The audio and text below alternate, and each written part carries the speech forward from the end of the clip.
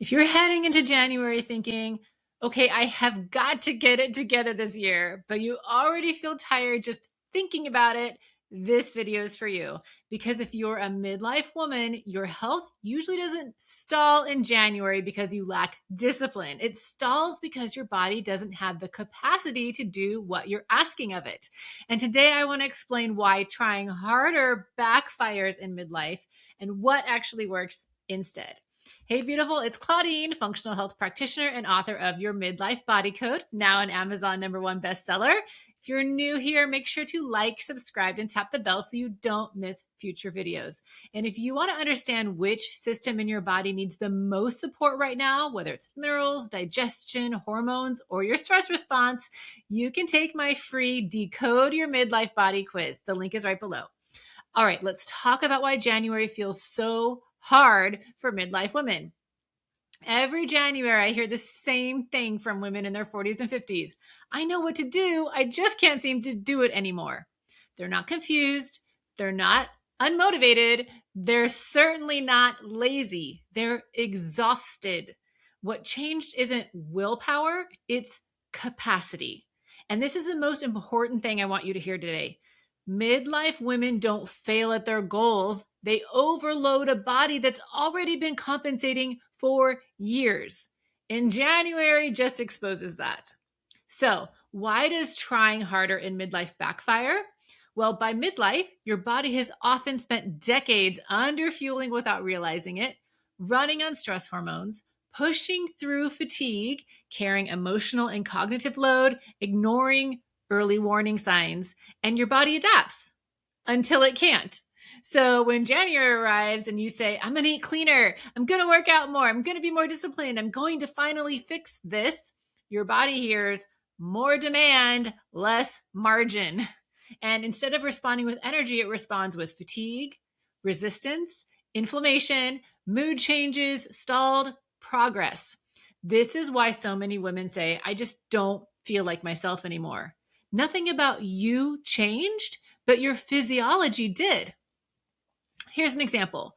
I had a client recently who came to me in January already overwhelmed. She was taking on extra projects at work that could have been delegated. She was hand making gifts for neighbors and friends, baking, decorating, hosting, and holding herself to incredibly high standards.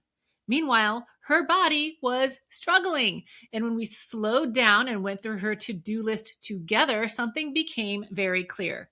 Her biggest stressor wasn't January.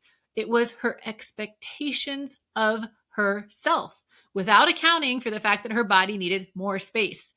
Now, once we crossed off wasn't the things that weren't essential and rebuilt her plan around capacity, not pressure, she felt calmer almost immediately.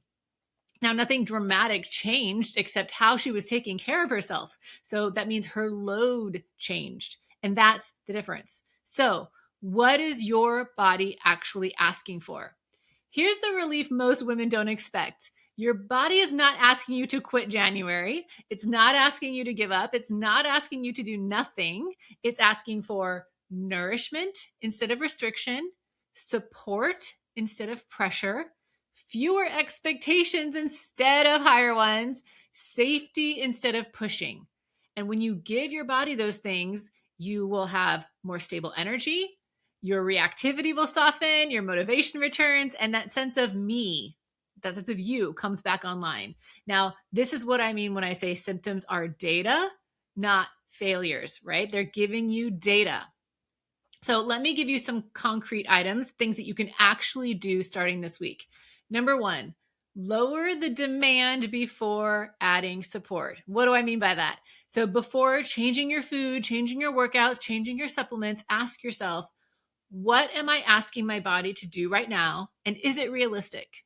So what is the action you take? I want you to identify one expectation you can remove, delay, or delegate this week, because capacity must come before progress. Number two, make sure you're eating enough, especially earlier in the day, because undereating is one of the fastest ways to keep your nervous system stuck in survival mode. Okay, we're not doing the fasting thing. We are supporting your nervous system and your body. So the action here is to aim for 20 to 30 grams of protein at your first real meal and make sure that you eat your first real meal within 90 minutes of waking. You can do this. There's no saving calories for later because your brain needs fuel to feel safe. Number 3 is rebuilding minerals daily. Midlife bodies burn through minerals faster, especially under stress. So the action here is to prioritize sodium, potassium, and magnesium. And you do that by adding an adrenal cocktail, mineral-rich foods, or magnesium at night, because consistency matters more than perfection. This alone can steady how you feel. So change how steady you feel. So number 4 is create one daily nervous system off switch. So if you don't regulate your nervous system daily, it's going to regulate you. So you don't regulate your nervous system by thinking differently, you regulate it physiologically. So what do I mean by that? It means that the action you take is to choose one of the following. Slow exhales, right? So breathing in for 4 and breathing out for 6 to 8, right? Making your exhale longer than your inhale. You can try humming. Humming actually stimulates your vagus nerve, which tells your brain to chill out. Finding something warm, like whether it's a heating pad or a warm shower, that actually calms down your nervous system.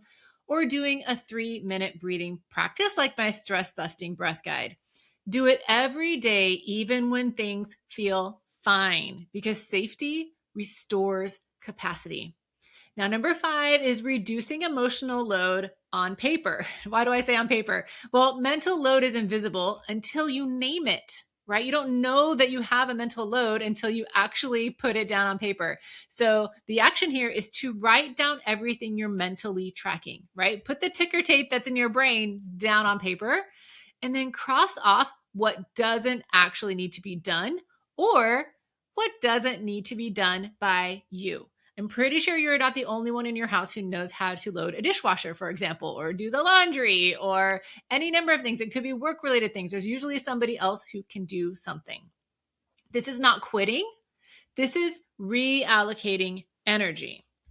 Now, number 6 is to stop guessing and get clarity. If you've been doing all the right things and you still feel off, that's not a motivation problem. It's an information problem. So the action here is to start with clarity, not another protocol, right? We don't want to be throwing spaghetti at the wall here. So you want to use data, and the data you have available is your symptoms plus any labs that you have, any lab work. And you use those to identify where capacity is leaking and which systems need support first. Now, this is the moment we stop experimenting and start understanding your body.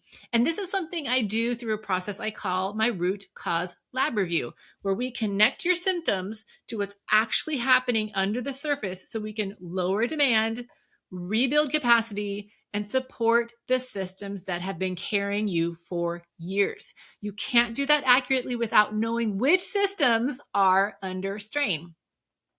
So this is why the first step in my work with women is always clarity. Before we start protocols, before we start supplements, before we start pushing harder, well, we don't really push harder, right? But before pushing harder, this is the starting point for every woman I work with. It is called the root cause lab review, and it's where we decode your symptoms and your lab data together so we know which systems actually need support, which ones don't, and where your body is losing capacity. It replaces guessing with clarity, and clarity changes everything.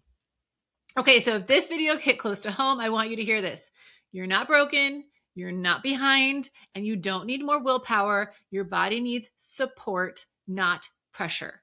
And if you want to stop guessing and understand what your body is actually asking for, you can start with the free quiz linked below or book a root cause lab review when you're ready. Thanks for being here, and I'll see you next time.